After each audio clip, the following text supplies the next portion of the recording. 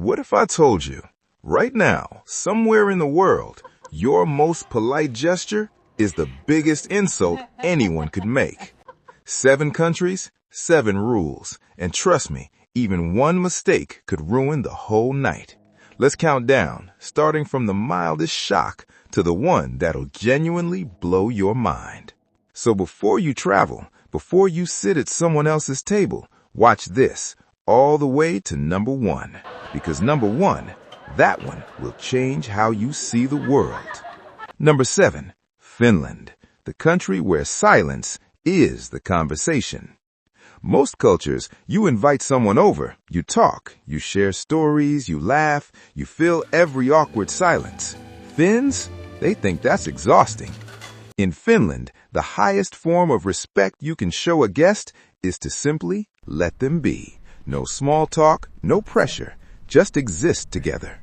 Imagine sitting next to someone for 40 minutes and saying literally nothing.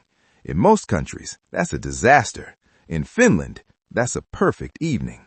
And it doesn't stop there. Finnish guests won't compliment your home, won't ask about your job. They see small talk as fake, even disrespectful. But here's the twist. Finns are not cold people. Inside that silence, they're fully present, fully listening. They're just not performing for you.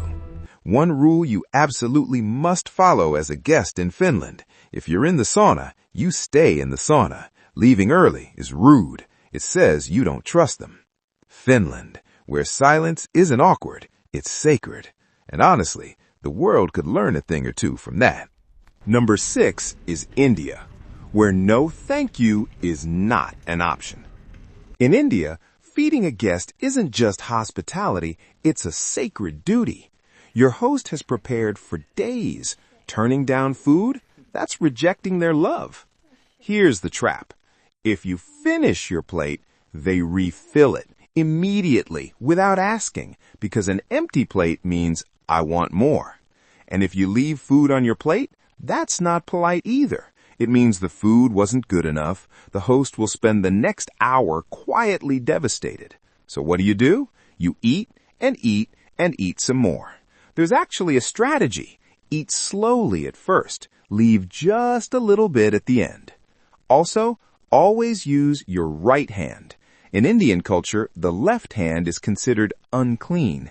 Eating with your left, you've just offended everyone at the table.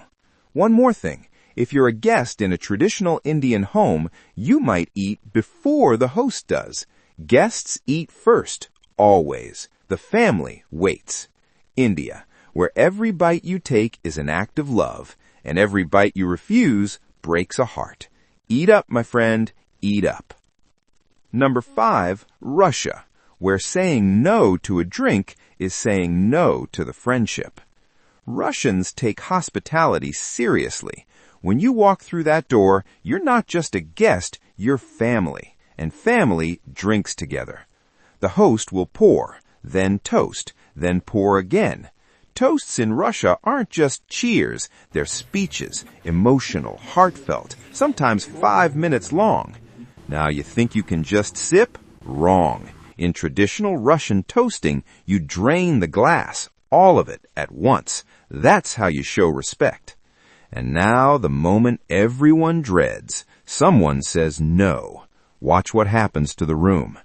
If you genuinely can't drink, medical reasons, whatever, you must explain, sincerely, and offer to participate in the toast with water or juice. They'll respect that, mostly. One unspoken rule, never pour your own drink. Your host pours for you. Pouring for yourself means you don't trust the host to take care of you. Russia, cold weather, warm hearts, and the warmest table you'll ever sit at. Just don't say no to the vodka.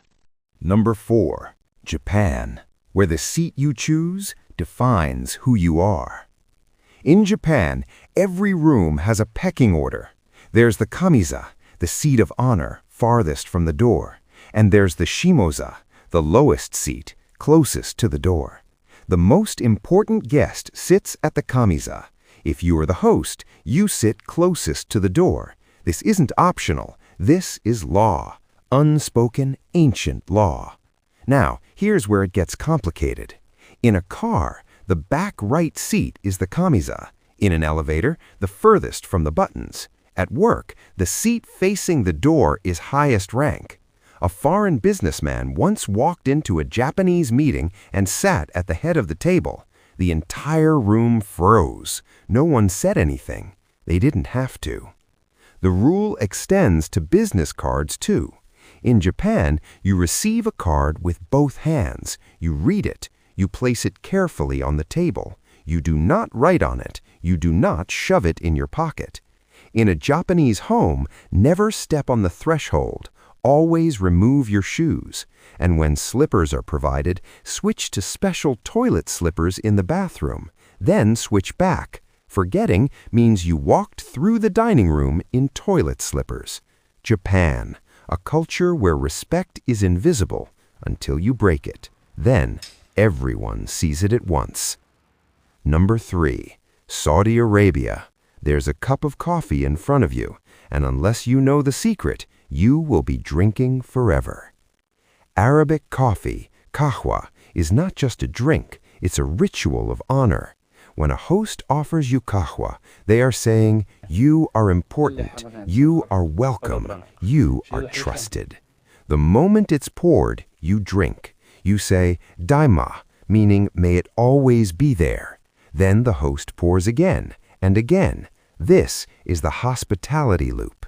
The only way to stop the loop, and this is crucial, is to shake your cup, a small, gentle wiggle of the cup from side to side. That's the secret signal for, I'm done, thank you. What if you don't know this? What if nobody told you? Well, our researchers tested it. Cup number 7, cup number 9, cup number 13. The host kept pouring, smiling, pouring, pouring. Beyond the coffee, dates. You will always be offered dates first. It's the opening act of every Saudi gathering. Refuse the dates, and you're refusing the host's blessing. And here's a beautiful rule. Your host will never discuss business during a meal. The table is sacred, is for connection, not transactions. Money talk? That's deeply offensive. Saudi Arabia, where coffee is a covenant, where hospitality has rules older than nations, and where one small shake of a cup sets you free. Number 2, Ethiopia. And this one is going to surprise you in a way you are not ready for. Ethiopia has one of the oldest hospitality traditions in the world, and the centerpiece, the peak of showing love to a guest, is called gursha. Gursha is when your host, with their own hand, scoops a generous bite of food and places it directly into your mouth. No fork, no plate. Their hand, your mouth. That's love. The first time a Western guest experiences gursha, watch the face. Shock, panic. Is this actually happening right now? But here's the thing. Refusing gursha is deeply hurtful. The size of the gursha tells you everything. A small bite, polite. A large gursha, stuffed full, almost too big to fit. That means they love you. The bigger the bite, the bigger the honor. The tradition goes even deeper. Gursha isn't just from host to guest.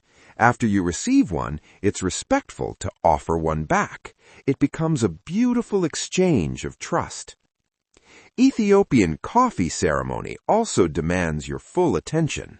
The beans are roasted in the room, in front of you. The whole process takes hours. Leaving before it ends? Unforgivable. Ethiopia, where the most intimate act of love isn't words, isn't gifts. It's the food from their hand, placed into your mouth. You can't get closer than that. And now, number 1, Georgia. Not the American state, the ancient nation in the Caucasus. And what happens at their table is unlike anything else on earth.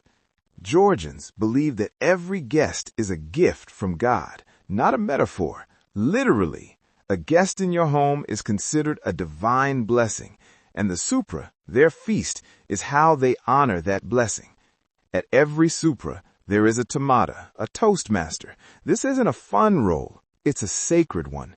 The tamada is responsible for the spiritual energy of the entire feast.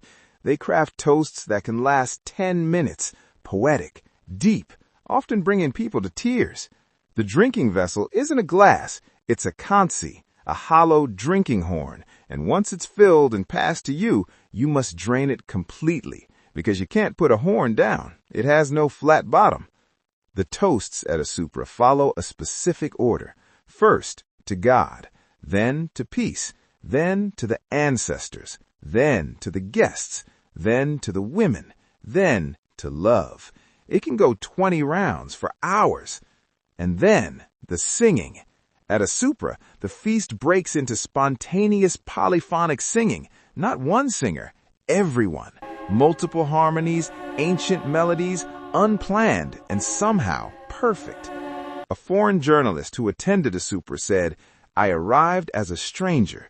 3 hours later, I was family. I didn't understand a word they sang, but I was crying." That is the power of the Georgian table.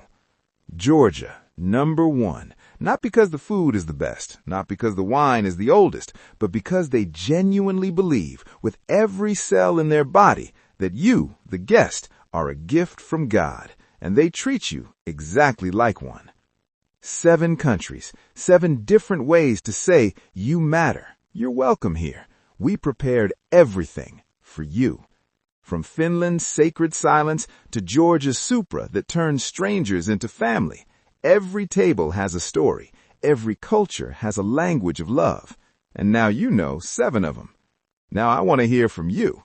What's the most unique hospitality tradition from your culture? Drop it in the comments. I read every single one. And who knows, your country might make it into the next countdown. If this opened your eyes, hit subscribe, because the world is wild, the cultures are beautiful, and we're just getting started.